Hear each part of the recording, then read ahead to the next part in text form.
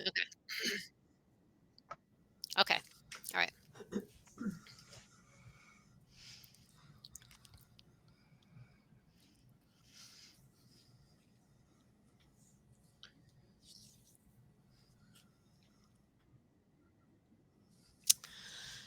Hi, everybody.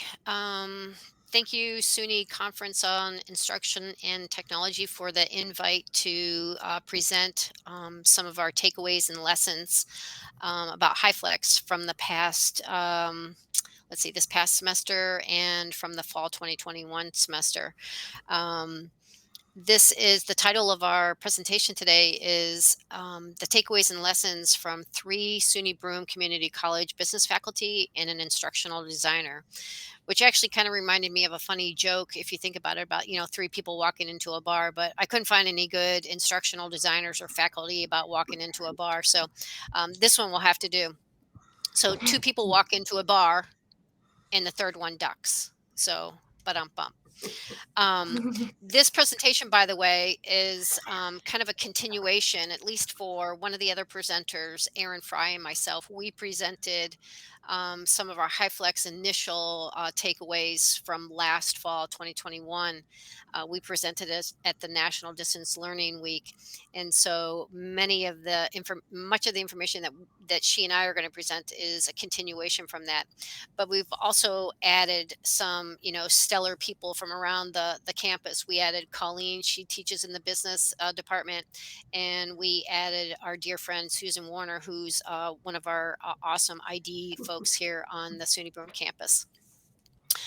We will have since the presentation is about 75 minutes, we're going to have a 15 minutes at the end for Q&A. But if you have any pressing, questions, I think Colleen has her screen up, and she's going to be kind of monitoring the Q&A in case anybody has anything pressing and they can't wait until the last 15.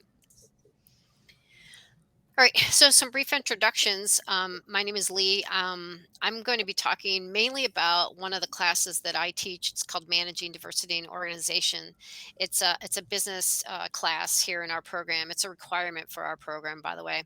It's also a general education course, and it's under the social science column. I've been teaching that diversity class in many different kinds of modalities, asynchronous, synchronous, face-to-face, and most recently in the last, year, fall 2021 and then spring 2022, I've been teaching at Hyflex. This past spring, I also taught my self-management as Hyflex and my principles of management as Hyflex. I will tell you, though, that my Managing Diversity class is primarily a very qualitative course, in that there's a lot of discussions that we have surrounding, all different kinds of topics, all different kinds of categories of people in our world. And so it just tends to be more qualitative in nature. And that's going to make a difference as we proceed through the presentation, because you'll hear Aaron and Colleen talk, which is a little bit more quantitative. Hi, everyone. My name is Erin Fry. I'm an associate professor in the business department as well.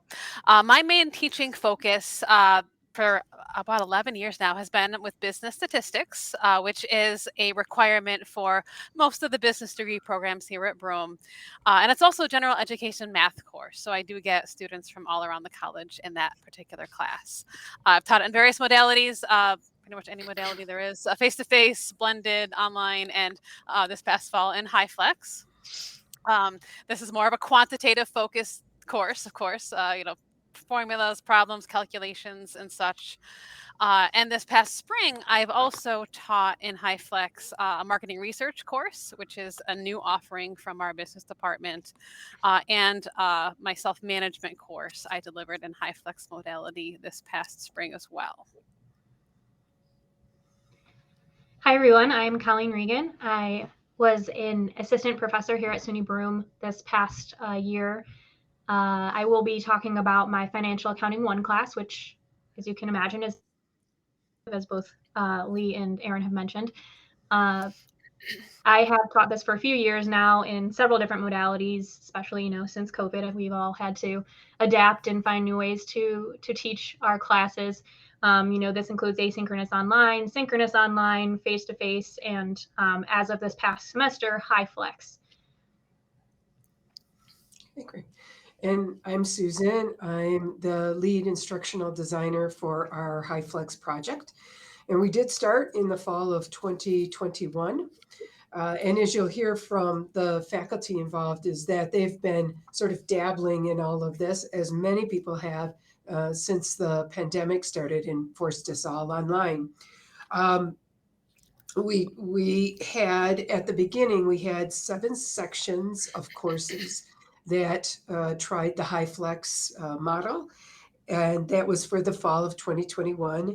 And for the fall of 2022, we'll be up to 19 sections. And we moved from 5 faculty who were real pioneers in trying this out to having 14 faculty come this fall. And I also should say that we're going to have a few of those fall 2022 courses as Hyflex, what did I want to say? Bright and high, because they're going to be Hyflex and they're going to be in bright space. So it should be an interesting challenge for us.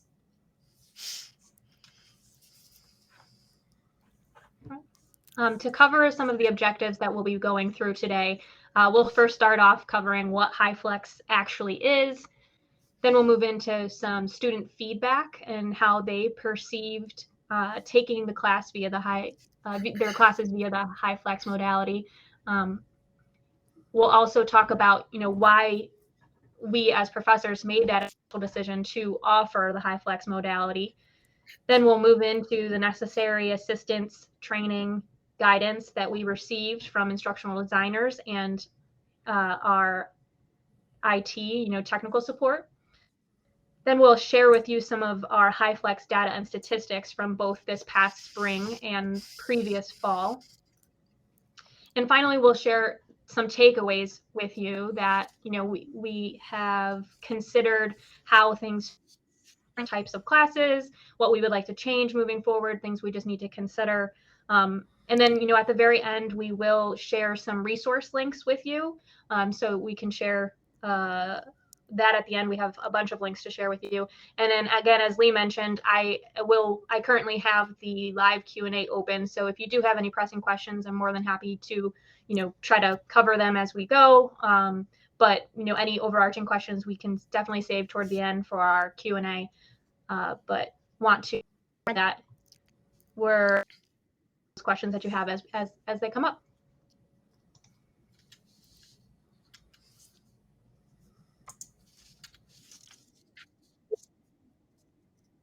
Yeah, sorry.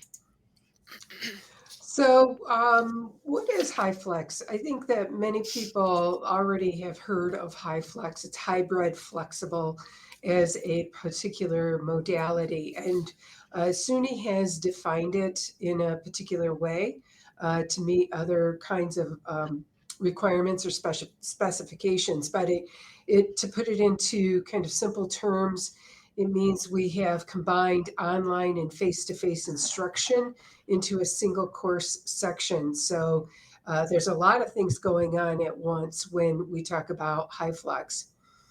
But the biggest thing is that students decide how they're going to participate in any given class session. So they may decide anywhere from being completely asynchronous the entire semester to maybe having one asynchronous experience where they don't go to class that particular week or session, and a mix of things in between. And the Lee, Aaron, and Colleen will all have some statistics for you to look at what their experience was as the students became more familiar with what Hyflex meant or means. So quick video to show you, but we decided as a group to kind of start off with thinking about what the student perspective was on high. We're going to share a quick video, and then we have some testimonials from some of our Hyflex classes in the past year. We felt like, since we are at a community college, we really wanted to highlight what their thoughts are before we even, go into any of the statistics that we're going to kind of go through. So, Jennifer, if you want to play the video. Hello, my name is Kim. I am a student at SUNY Broome Community College, and I am in the Business Administration course. Before this class, I'd never heard of a Hyflex class, but after taking it, it really allows me to get the most out of my education. I'm currently a event planner at a local business, so it really allows me to get the most out of my education because I can watch lectures after class, if I've missed a class.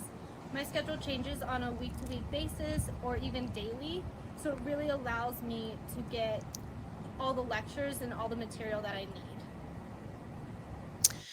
So this student, her name is Kim. She was in my diversity class for fall 2021. You heard her talk about that she's an event planner. Literally, her schedule would change on a weekly, if not daily basis. She volunteered to kind of do this video for our national distance learning presentation as well, and I asked her for this one, this presentation too. But some of these students, they really are not aware of what HyFlex is, and you can see how some of these new modalities are really kind of helping students in kind of getting the materials that they need. Some other testimonials that I got from other students just this past semester and in the fall, students told me that it was super amazing, that it gives them, tons and tons of different options. I had a student actually tell me that it was a great transition for them from being fully online right after COVID. The pandemic hit us and everybody was online towards being a little bit more having some more interaction with their classmates and professors. So I'd have students that came in person, then they would be synchronous via Zoom, and then I'd have students, the same student would do something asynchronous the next week. So it helped. It was a good transition for them. And then one testimonial that I got, I honestly hadn't thought about this when I was looking at the HyFlex modality, but I had somebody in one of my classes that was diagnosed as socially anxious, and she has a service animal. And she was so impressed with this option. And it just, for her too, it gives her some starting steps. Like she could attend on Zoom, or she could come in person, or again, be asynchronous. But it allowed her to kind of take her education into her own hands. I received some testimonials from some of my fall students as well. One of my students was a criminal justice major, and she was taking business statistics as her math requirement, and trying to finish up the last courses that she needed for her degree. And she had a criminal justice lab one day a week that conflicted with our statistics class. So she was able to get special permission to register for both her lab and the Hyflex business statistics. So that allowed her to watch the videos asynchronously the day she had lab, but then come face to face in person on the other day when we had class. And that was important to her because she wasn't all that confident in her math skills and really wanted to have a chance to talk to me face to face to ask any questions or voice any concerns that she had. Um, other good things people said about the course was having that video to watch and go back to, even if students were in the class face to face or if they were on the Zoom. If they're having trouble with a homework problem or studying for a test, they can go back and watch the videos again and again. As fast as they need to. They can skip around and find the exact content they need. Or as slow as they need to. They can slow it down and rewatch as many times as they want to. So the videos are a great resource, not just for the asynchronous students, but for the students there who watched it the first time who want to go back and see it again. And just giving the students an option to manage their time a little bit more effectively, even if they typically attend synchronously or face to face. If a commitment comes up, they have the option to watch and catch up later. Some other things that came up, especially this semester, the weather, New York State, it gets dicey in the winter sometimes. So no stress about getting to school on icy or snowy roads. And then gas prices as well. I had one student who has to commute a decent way to campus, and a few days of the week he was able to stay at home, and he said that made a difference to him. Being able to save gas on those particular days. Okay, so Now I want to talk about why we initially decided to try out this Hyflex modality. The first big reason was, of course, COVID. And I really had my roots in dabbling in Hyflex back in the fall 2020 semester. Um, that semester we're coming off spring 2020. I was delivering my classes in a blended format that semester. And due to restrictions, we had to limit the number of students in the classroom at any given point in time. And then at one point in October of 2020, we did have to go fully remote for about a month due to rising case counts locally.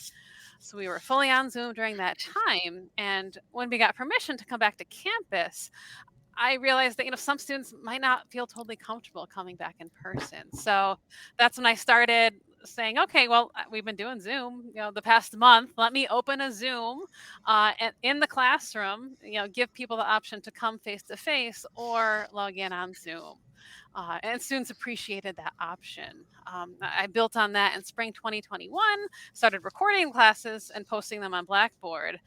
Then I asked myself, why am I still requiring them to attend the class synchronously at the actual class time if I'm recording and posting them later? Because I was still giving attendance points in my grading structure for attending the actual classes. So I said, that's really why I want to try out Hyflex and really incorporate that third asynchronous component into the course structure as well. By the way, that picture is of Lee, Aaron, and Colleen in their flexibility. Leave it to Susan to tell us that now. Yeah, pretty accurate. So the second bullet point was that we really wanted to give our community college students some options. And if anybody is on this call, on this webinar, and they're teaching at a community college, I think we all kind of understand who our base is. I mean, we have a lot of working adults that come to our college. And honestly, part of SUNY Broom's strategic enrollment management goals is to again, engage more adult students towards our student base. Also, many of our students have multiple jobs. I have students that, I'm not kidding you, have 2, 3, sometimes 4 jobs. And they have a lot of family and work responsibilities to kind of circumvent. A newer term that we've heard in some committees is called parenting students. And while some students might not actually be students to children, they're doing parenting responsibilities. For example, I had a student that had to go take care of his aunt every single morning. She has Down syndrome, and so he couldn't always make it to class. So, he did have the option, to be synchronous via Zoom, or also just watch the lecture at a later time. And then the last bullet point is, for all of us, I think for Colleen and Aaron and I, we're always looking at different kinds of modes of technology to use in our classes. Anything that we can do to assist our students in our retention numbers, using that Zoom software, or using Ensemble, or again, we use it, everything is going through Blackboard currently until we're moving over to Brightspace. But I think anything we can do technology wise is something that we wanted to try for our students. And what I didn't tell these three is that next time I'm going to have them try TikTok. Just kidding.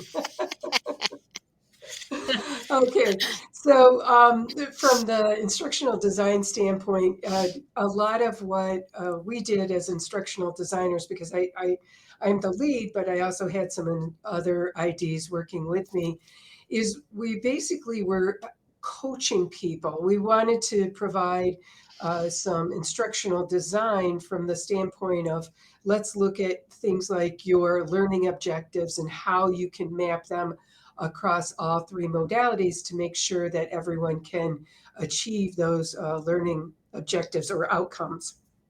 And so that was part of what we did. But we also wanted to help them in a more physical way. So we would spend time with them in the classroom where they would be conducting their courses and just helping them try things out. So we would be their remote students as well as their in-class students because we could use our phones to try things out. So that was a part of it. Um, we did have some minimum requirements that we needed for our classrooms, and that is it had to have a camera. So every classroom on campus has a webcam.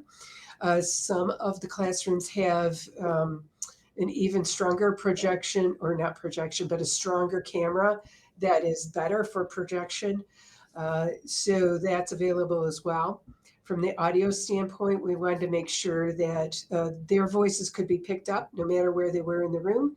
So for some larger classrooms, we could use additional microphones around so that the faculty, as well as any student questions, could be heard by the remote audience. And lastly, that multimodal presentation, we had to make sure that the faculty would have the ability to see what they were doing, as well as do things like follow chat, that they could walk over to a projection screen and point things out, and that would still be visible. So those are some of the things. Um, Beyond the minimum, things like making sure there's a document camera, a doc cam, for anyone who needed to show close-ups of either work that they were doing or items, maybe like in a biology course. Um, and then during the actual semester, pretty much we just served as IDs, in that kind of support role. And then the tech support people really worked directly with the faculty if they had technical issues in the classroom.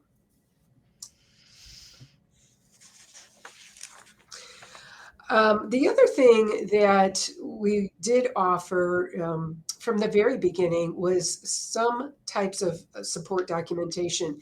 And I just talked about the learning outcomes and mapping them basically to all of the assessments and activities that went across all three modalities to sort of help them see how to make sure that everything was equal as possible or equivalent as possible. So we created something called the modalities mapping document. And that is available. I mean, all of these documents are available for anyone to use because I created a Creative Commons license for them. Another thing that was available was either a course development timeline or a timeline countdown that helped faculty as well as us as instructional designers kind of keep on track. So it was a real countdown. It was like from 12 weeks down to 0 weeks. And here are some of the things that you have to think about and make sure that you have accomplished. And as we got closer and closer to the beginning of the semester, we also wanted to make sure that everyone had a chance to practice at least once in the classroom where they would be located, especially the first time. Repeat times, they probably didn't need it so much, but definitely the first time. So that countdown really helped them out.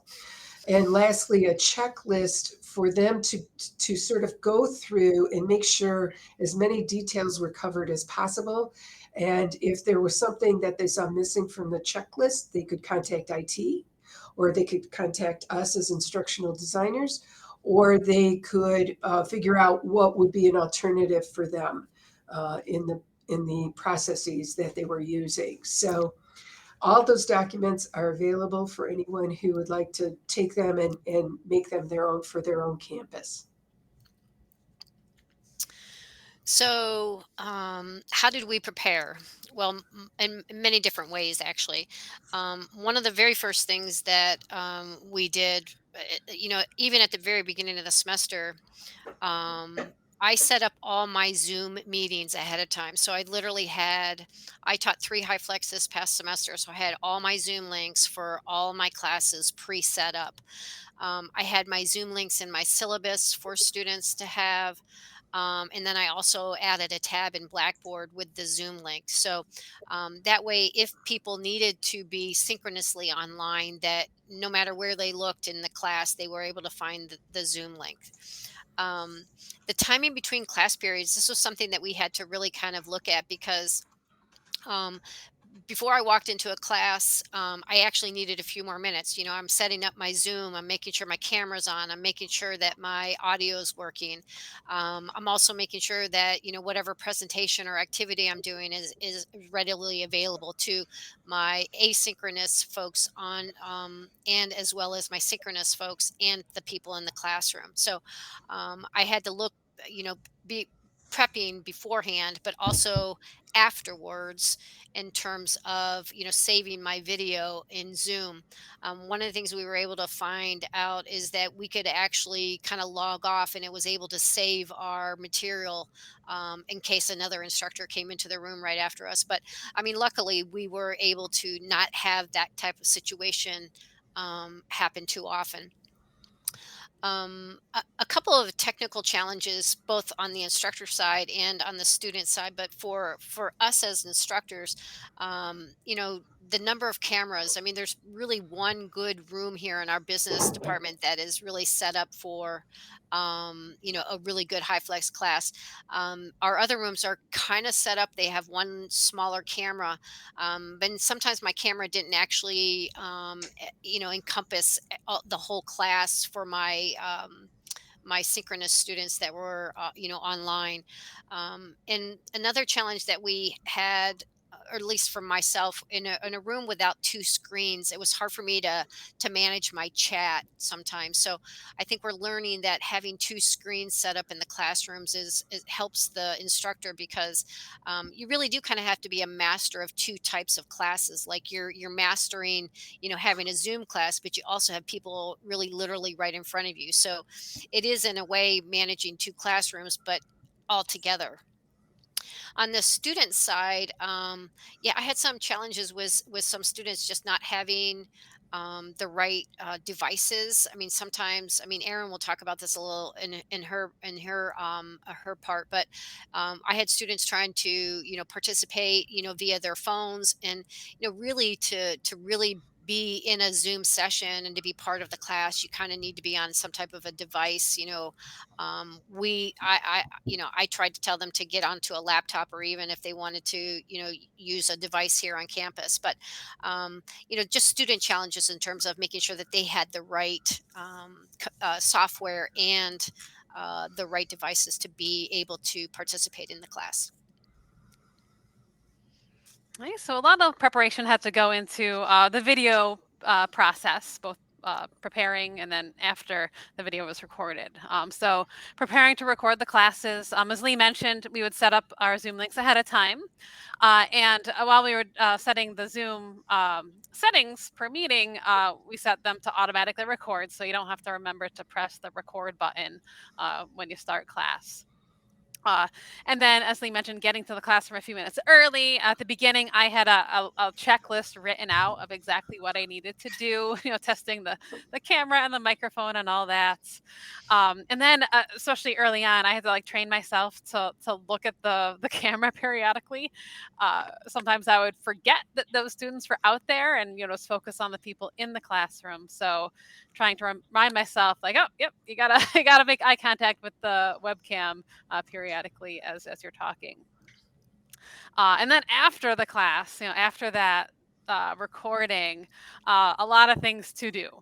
Um, First, we had to convert the Zoom video. I mean, that happened automatically, but sometimes it would take several minutes to convert. I found, especially for statistics, when I was writing on the screen, and would end up being a much larger file that would take a decent amount of time to process. After it's converted, we upload that video to Ensemble as our video storage platform. May take a couple minutes to upload and then convert on that platform. Then we post the Ensemble link to our Blackboard. And actually, before posting the link to Blackboard, sometimes some editing was required in Ensemble. If there was some dead air at the beginning of the recording, you can trim that out. Or sometimes at the end of the recording, you'd have to cut that out. A couple times, a student on Zoom might have said, "Oh, can I talk to you for a couple minutes after class?" And I forgot to stop recording. So, before I posted that video, which had a conversation one-on-one with a student, I had to make sure to get that out of the video before posting that. Closed captioning the video, making sure that it's accessible in that regard, before it gets posted to the Blackboard. And then, once it's on Blackboard, you can resize the thumbnail. So a lot of things to think about, especially early on. But as we did more and more classes, those to-dos became a little more routine. And the last thing regarding preparation is using tablets. And this is something that I especially did. And this is actually going, back to the very beginning of the pandemic. One of the first things I needed to figure out was, how am I going to show my students how I'm doing these problems? It's one thing to type the formula out and see how the numbers get plugged in, but I do feel there is some benefit to watching me, actually write out the formula, uh, you know, plug the numbers in one by one and see that step-by-step calculation play out in front of them. And then being able to do examples on the fly that students ask for. So I use a Microsoft Surface tablet with Surface Pen that allows me to write on my screen as I would a chalkboard. I was a chalkboard user up into 2 years ago. I'm inhaling much less chalk dust nowadays. Now that it's nice and clean, and I can save it right there on the computer. But using the Surface tablet allows me to project what I'm writing in the classroom, and of course record it to post later on Blackboard. So now we want to get into some of the statistics that we've compiled over the past year. So I'm going to start off with my business statistics course. Now, I did do marketing research and self-management in Hyflex this past semester, but just for simplicity's sake, I'm just going to focus on business stats because that's what I started with in the fall with Hyflex. So we kept track of our Starfish progress survey flags that we gave out for our different course sections. So Starfish is, of course, the student success platform that really facilitates communication with the students.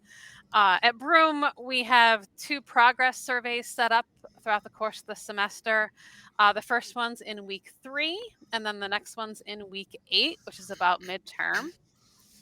So week 3, the main flag that we give is the missing assignments flag, if students are missing any of their work. So I kept track. The orange bar on the left, that is a traditional face-to-face statistics class. I did still have a traditional section last fall. So last fall at week 3, about 26% of my class received a missing assignments flag. Hyflex, that's the middle bar. About 12% of that fall Hyflex section got a flag. And then this spring, 8% of my statistics Hyflex students got a missing assignments flag.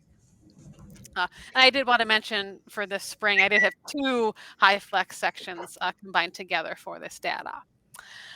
Moving on to mid-semester, week 8, the flag we give there is a DRF, kind of warning grade. My traditional class, about 32% of them received a flag.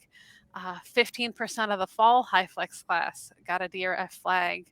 And then but for the spring, about 21% of the Hyflex students. And I did mention I had 2 sections this spring. One performed much better than the other, but aggregating the data together, looking at it, the 2 Hyflex still outperformed the traditional face-to-face class from the fall. And then looking at the end of the semester, the final grades, about 17% of the traditional face-to-face class got an F grade versus 8% of the fall Hyflex and 12% of the spring Hyflex. So the spring, even though that wasn't quite as good of a group as the fall Hyflex, still outperformed the traditional section. So for my 215, my diversity class, I compared a face-to-face diversity class that I had in spring 2021 to a Hyflex diversity class that I had in the fall 2021 to my Hyflex diversity class that I just recently had this past spring in the same color bars as Aaron had. Um, I found some really similar things that Aaron had found between the face to face and the Hyflex in the fall of 2021. And initially, when we gave our presentation last fall to the National Distance Learning, we were both just super, super psyched about some of the data that was coming out of, through week 8. I think we had, calculated that out before that presentation. And I was like, wow, this is amazing stuff, versus face to face versus our Hyflex numbers from last fall. Um, I actually wasn't so lucky this past spring. My data isn't as strong as Aaron's shows. Um, I was really, like I said, very beneficial between my face to face and my Hyflex in the fall. But then for my spring numbers, I actually was fairly high. And I think, if you're really looking at this as a true research study, there's obviously other variables that, would probably come into play here. For example, in this particular Hyflex class that I taught this past spring, I had 4 students that were dorm students, and I'm almost positive that it was one of their first year classes or maybe second semester classes. And one of the takeaways that I'm going to kind of foreshadow and give you a little bit of insight to is, maybe some of these first semester or first year students aren't really meant to take these classes because maybe they don't understand their learning styles, and that's kind of where I think we might eventually lead to. So it'll be interesting to see what the data shows for our future. But again, for us moving from fall to spring, we were so encouraged in terms of the numbers, and that's why Aaron decided to do 5 classes and I did 3 Hyflex classes because we thought the data would really be that strong. And to really kind of give you the even more fuller picture, I am sharing my data from my Financial Accounting 1 class, and I only have the Hyflex from this one past semester and was able to compare it to an asynchronous online financial accounting class also from this semester because my previous section for Financial Accounting 1, it was spring of 2020, which, the length of time difference is significant there, but also add in the fact that we had to go completely online in the middle of that, and just the, as if you are a faculty working on a college campus, how chaotic that semester was. So that wouldn't have been good to compare it to. So you see a little bit different numbers here, and I do have to caveat this with, echoing Lee's sentiment regarding, Financial Accounting 1 is often a first semester, first year class for students and is in and of itself a large obstacle. A large obstacle for many of our students, that we do think that some of our students haven't quite learned, their best learning style yet. And also echoing the sentiment of a lot of other variables at play, because if we were to dive into a more fully, multivariable regression analysis, we would see there was quite a significant difference between these 2 classes. My asynchronous online class was full of, older working professionals who you could honestly see the difference just in the way they wrote compared to my Hyflex class, which was a lot more traditional first year college students. And frankly, one of the more motivationally challenged students, group of students I've had in a class thus far. So I saw, kind of reverse results than, what was initially anticipated.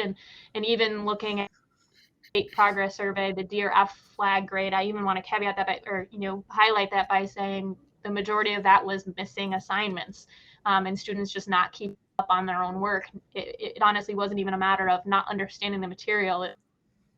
It was possibly not quite understanding how to work asynchronously or synchronously online with the material.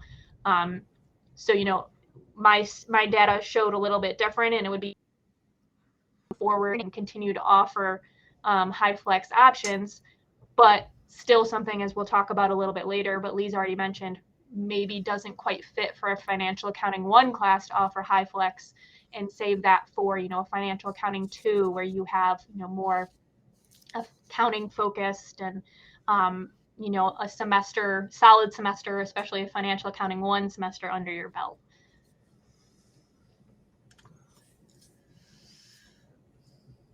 But to maybe bring things on a more positive note, we do use Starfish to have some more positive reinforcement.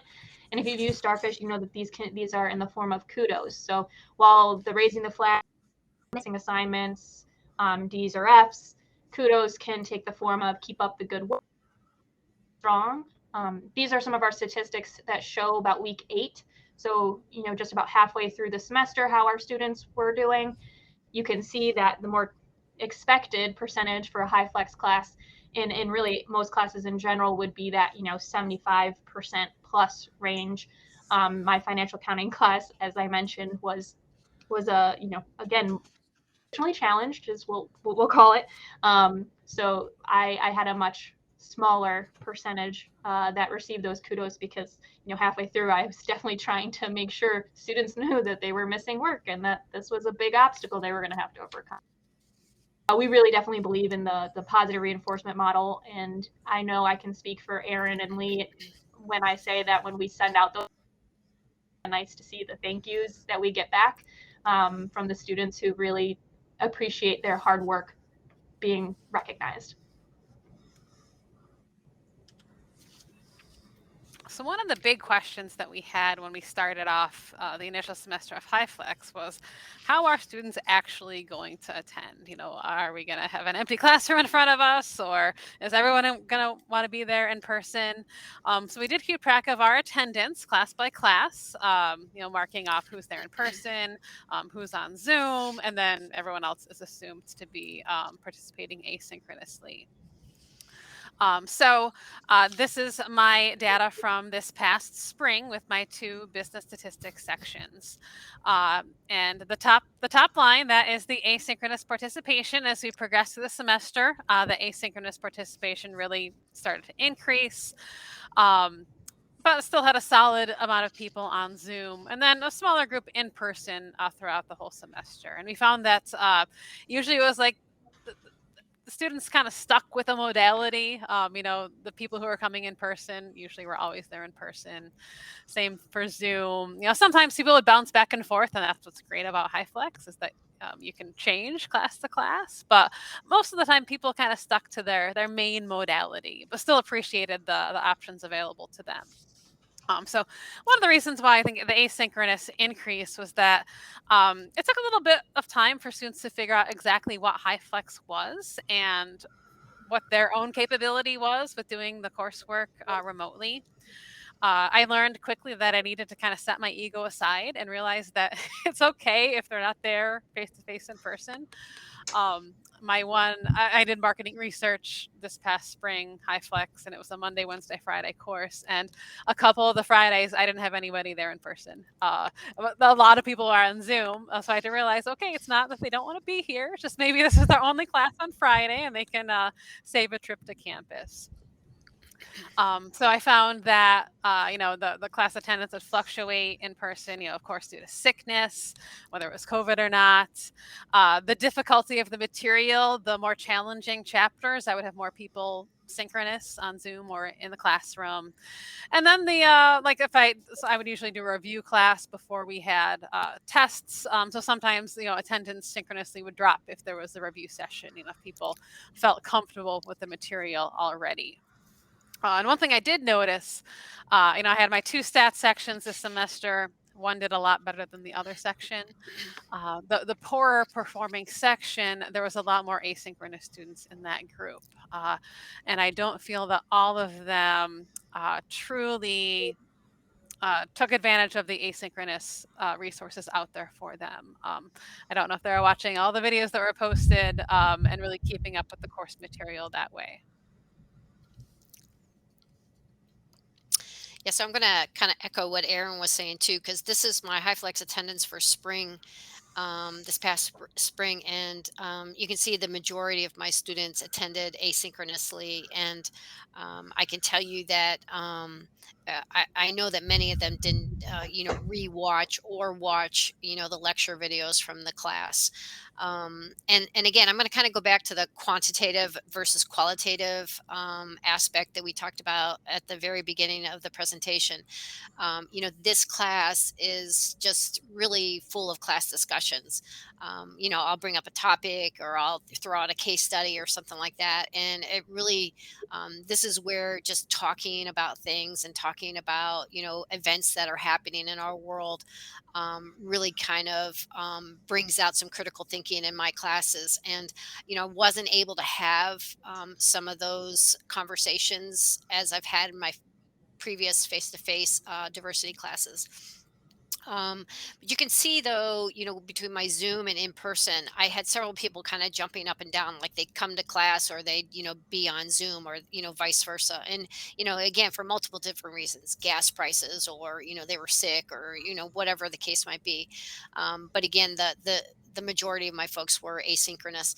I will tell you though, if you looked at my Hyflex attendance from fall of 2021, it was really super interesting because it was almost a third, a third, and a third. So a third would, just like Aaron was saying, a third would, very routinely come on Zoom, and then a third was they were always in person, and then the other third was asynchronous. And then you'd have those sporadic people that would, do what Kim was saying in her testimonial earlier. She'd attend on Zoom sometimes if she had to, go work a catering event or whatever. But and again, that's kind of the beauty of Hyflex is that it kind of puts the learning into the student hands and allows them to. I don't know if you can hear that thunder. It's thundering here in Binghamton. Yeah. But it really does Inside. allow them to take their education in their own hands. So nothing new on my side of things with the Financial Accounting 1 and how my students were participating in the Hyflex model. Again, primarily asynchronous students, and you see that sharp decline probably over halfway through is students who dropped the class, and all of my students who dropped the class were asynchronous students from the beginning. So, and a couple of them actually were due to some medical type situations, which, Hyflex could offer them some options there, but at the same time, there's a lot of things our students are dealing with that not everything can be, not everything works for everyone the same way that you would expect it to. So again, toward the end, some more asynchronous participation. I even though want to say that I forgot to mention previously when sharing my stats, I do actually feel like 100% that the resources I built and used in my Hyflex course significantly benefited my online asynchronous class, just for purposes of making sure that there was enough out there for our asynchronous students. But again, attendance, really revisiting, you notice the theme across the board here, wondering if a first year course for some of these students, they aren't quite aware of their best learning styles. So having these multiple options, making sure that they are aware of what it means. I still had students in the second week emailing me or telling me, what, I'll miss class on this date. And it's, reinforming them that the Hyflex model doesn't require that they communicate it, that they're able to, take this class on their time versus in their modality. But no real new information that can be shared from my attendance numbers that we haven't already heard from both Lee and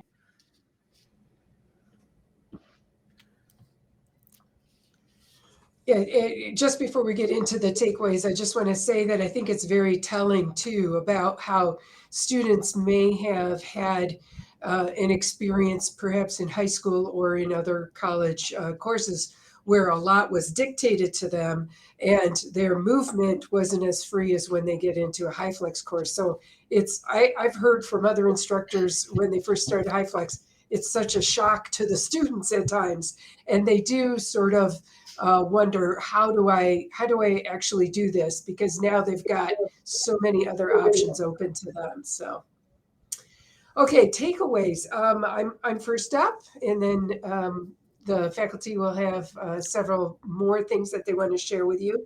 I think one of the things that I've seen over this time that we've been having Hyflex is I want to have greater collaboration with the people who are working in our student support system.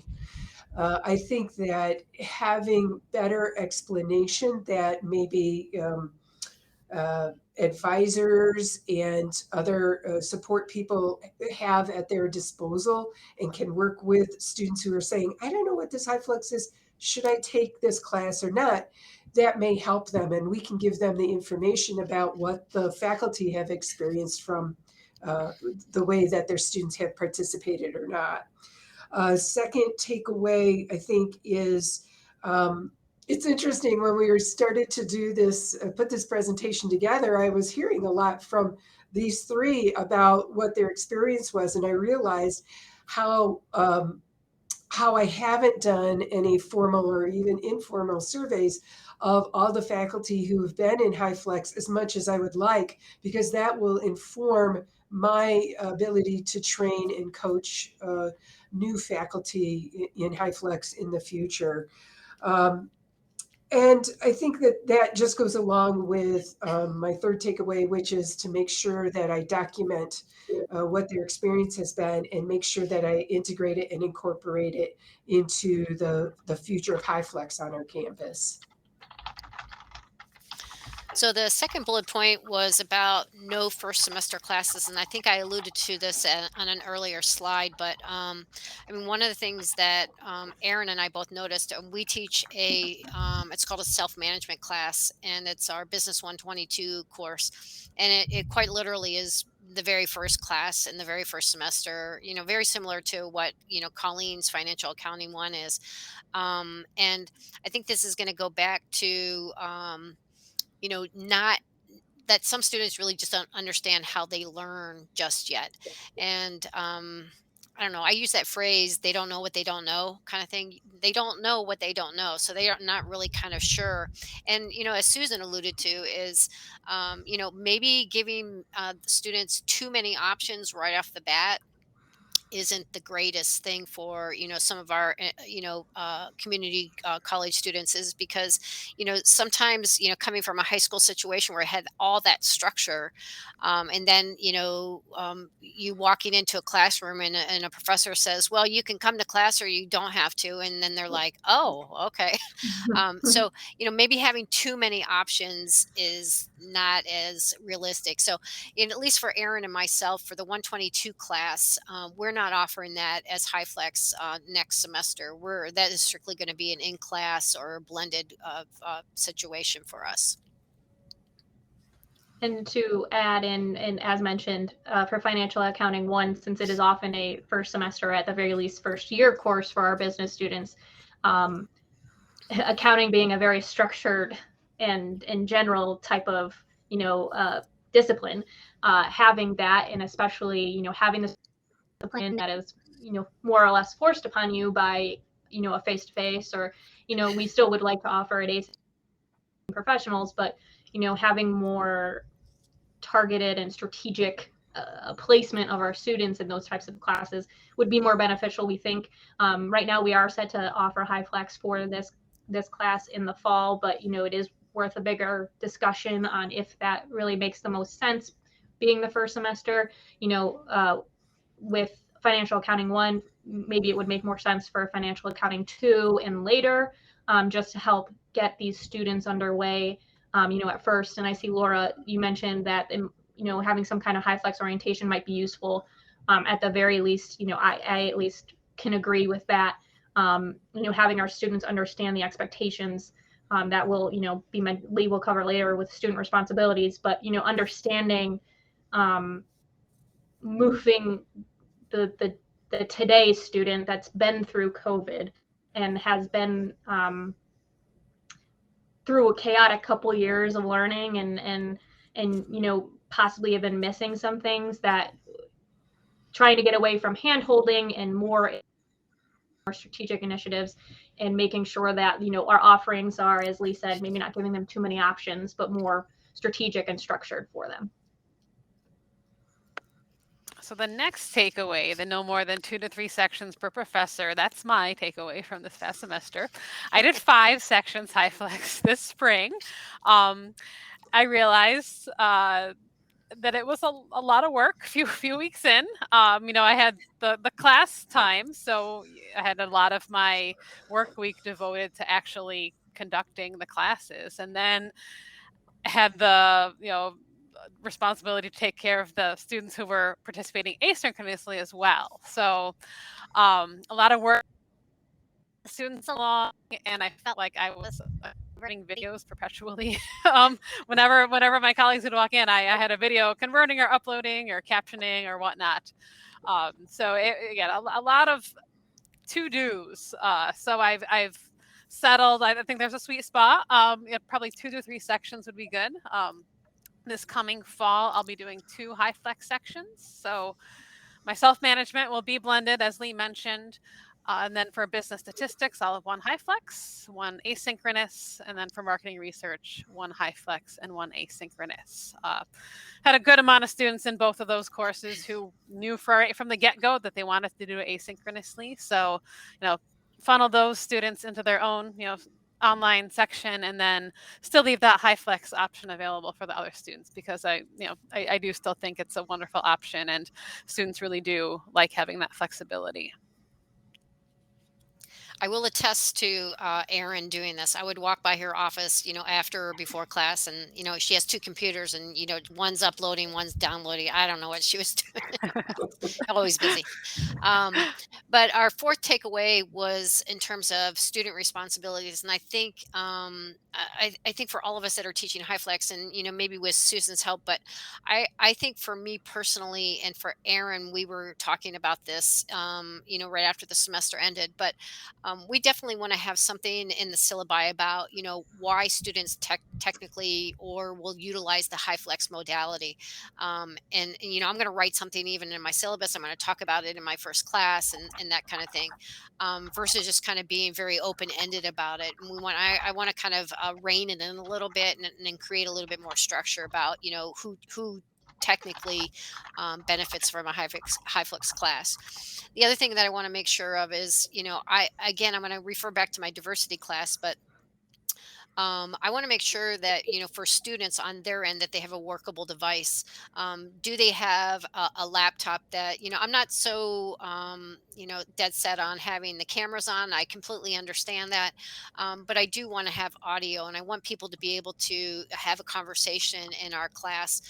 One of the things I do in my diversity class is, at the end of every chapter, about different kinds of categories of people, Blacks, Hispanics, Asians, but I have them look up, a person of prominence, somebody that's making some impact, that is identifiable as maybe Asian, for example. And so I would, if I had one student that his audio wasn't working, and so he would just post the name in the chat, and yet my students in the room were coming up with the person, and they were also elaborating and telling me about the person, and that was really where the conversations, and that's where the critical thinking that I was alluding to earlier, that's really kind of where we start to learn things, versus just seeing a name in a chat. So I really want to make sure that students are really engaged a little bit more in terms of having the right device for that. And again, I talked about this earlier, but students would ask me a question, And I'm like, "Oh, wait, I just did that on my lecture." And I'm like, "Did you watch the lecture?" And they're like, "No."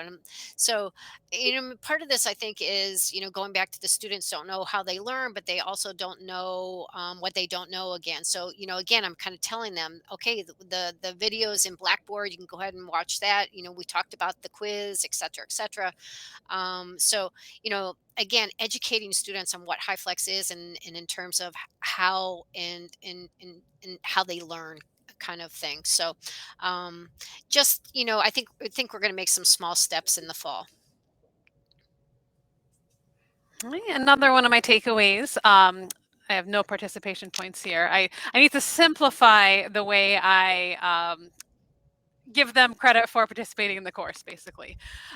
For all my sections, and Lee and Colleen as well, I believe, we'd have weekly discussions on Blackboard.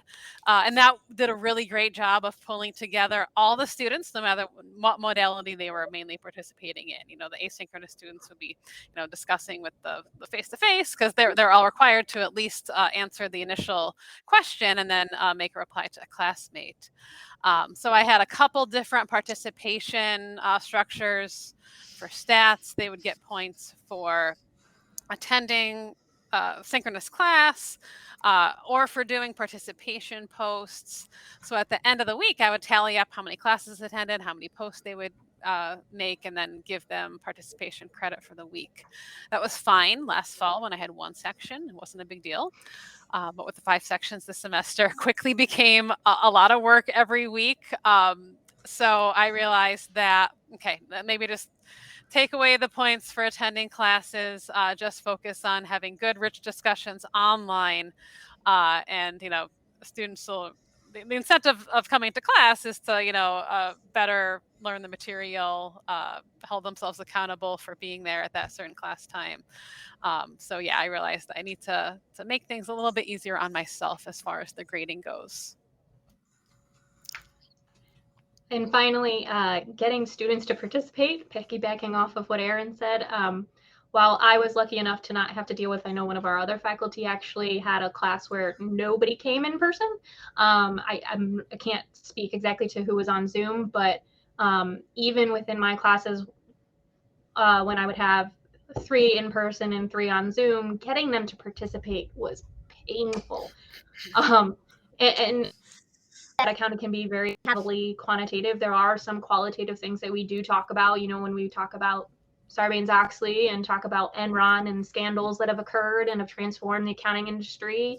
It can take on a life of its own. And I also, require my students to do a project where they pick a publicly traded company and kind of talk about that company and their annual report. And while I did, as Erin mentioned, use discussion posts to kind of create that healthy discussion, it's still nice to bring in those, real life examples to what we're learning in chapter by chapter. If we're going through a balance sheet, it's nice to look at a real balance sheet.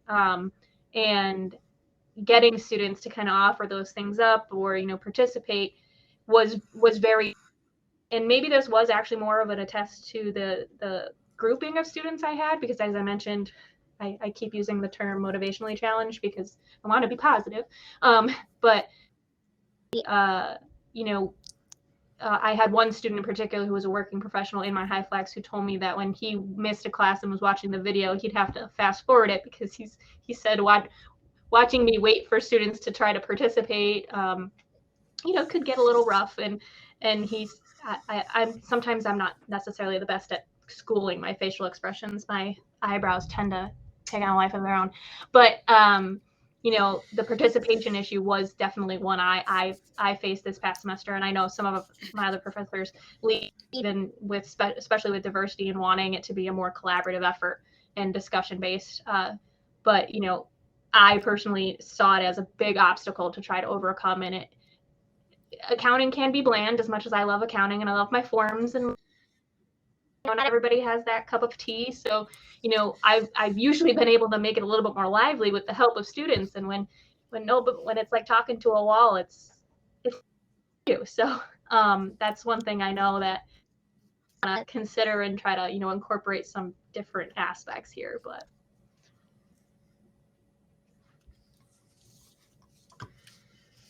Okay, as we mentioned before, we do have a number of documents that we want to share with you, and they are linked in this presentation, which I believe will be available to you. I don't know if it's right after this or not, but it's there. And the first, I would say, like 6 different things that we have listed are all documents that I'm or one of the instructional designers created. And I forgot to mention that we did create a student handbook or document that sort of outlined what they could expect.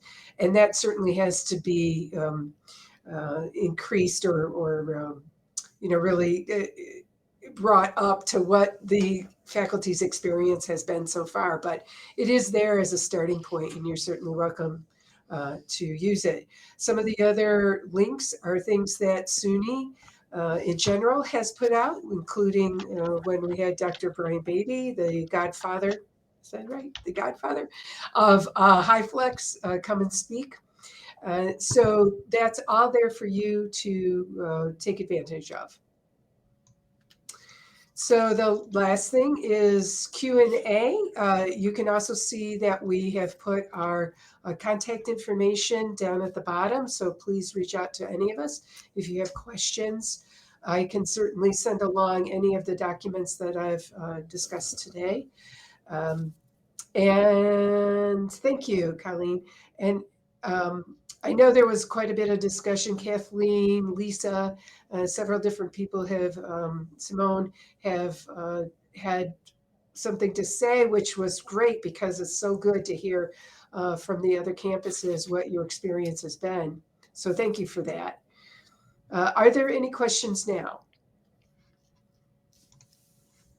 I do also want to mention that Lisa shared the Online Teaching Academy at NCCC. She's doing a Hyflex course design workshop. She shared some of her document with her one document with us, and then it's including an agenda. So I think that's extremely important, at least from our side of things. I know we are a very collaborative team here, and we love getting other people's feedback on how it's working with them, because I think that's the only way we can really advance and make this the best that we can for our students. So thank you for sharing that. I haven't looked through the whole thing, but I am very, at least I can speak for us, and I say we're grateful for you sharing this. Lisa's editing on the fly, so. You sound exactly like us when we're when we're doing things. We're like trying to always adapt.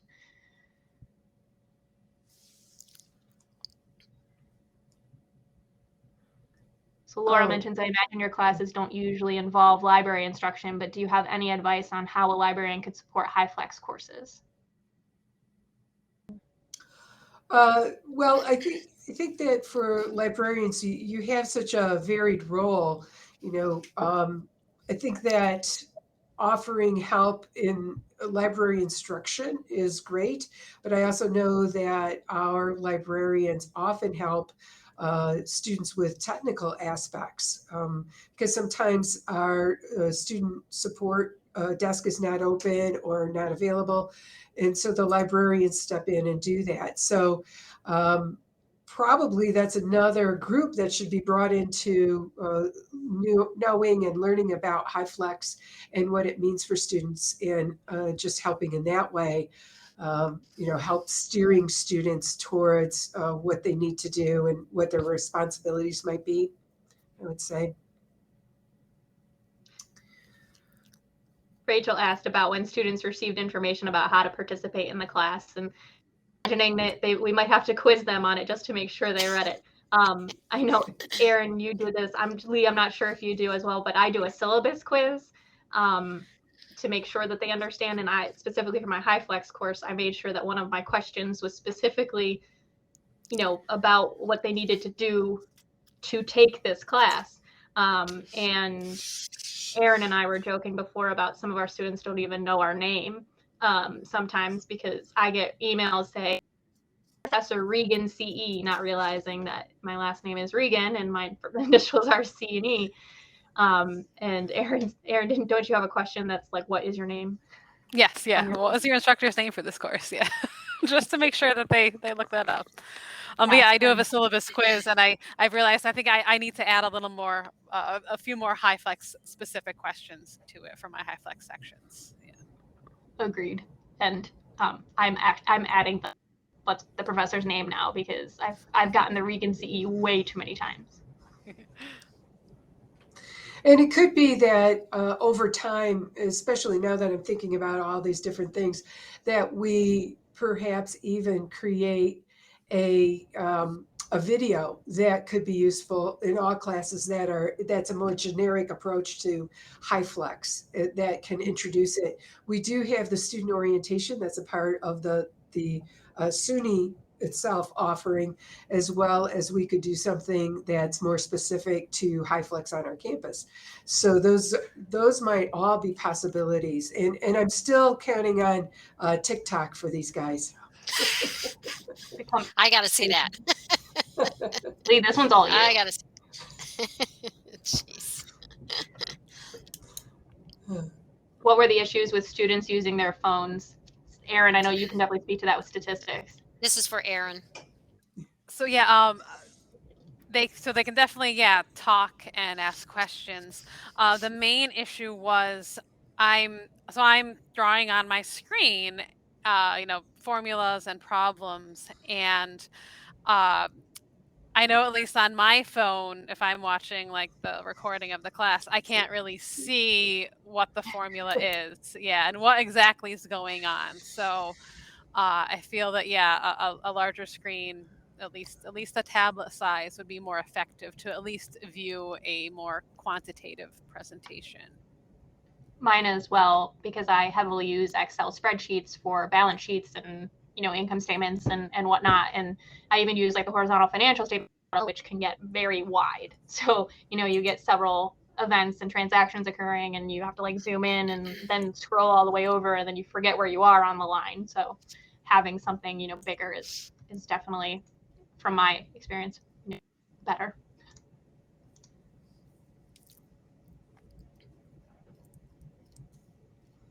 Embedded librarian. One thing that Leah and I have talked about for my Financial Accounting 1 class that could help in general is we have SIs or student instructors, and using it for Financial Accounting 1 course, because it is a gateway first semester course that we lose a lot of students, and when we want to focus on retention, we want to make sure our students are feeling supported.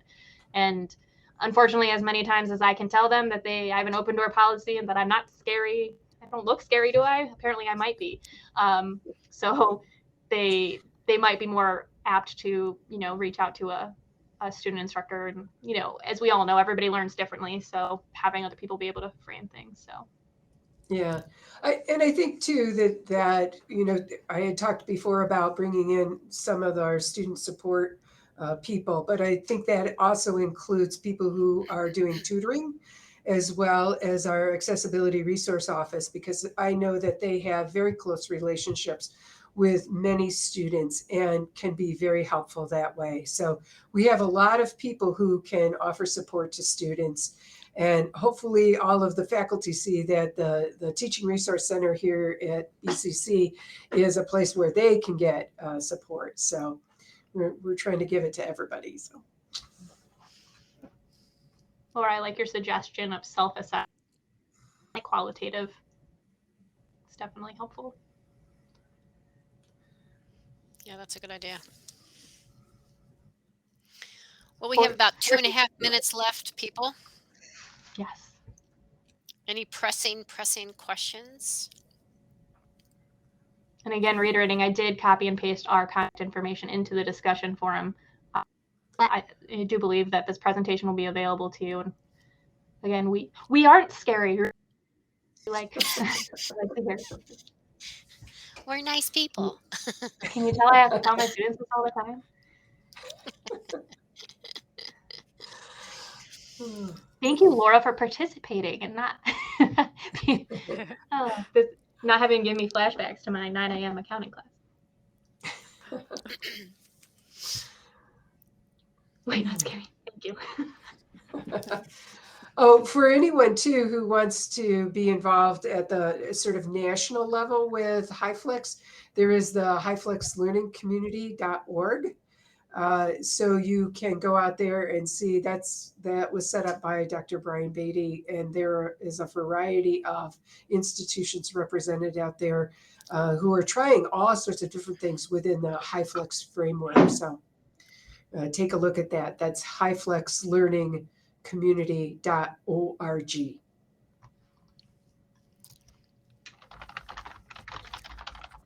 Okay.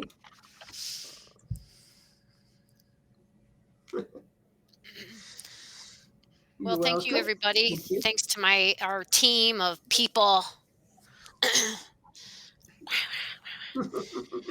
And I don't know who's here in Binghamton, but it is pouring right now. So Glad I didn't open that window. yeah. Yeah. Kudos. Yes. Thank you to everybody that came. Appreciate it. Guys, we got a Thank you. kudos and not a flag. Yay. Counting can be fun, Claudia. Yes. It's a good hashtag. Yeah. Colleen, you found a friend. Yes. You have a new friend. Yay. Sitting in our spreadsheet. All right, everybody. I'm going to end the Thank you, everyone. presentation. So thanks, everybody. Take care. Take care.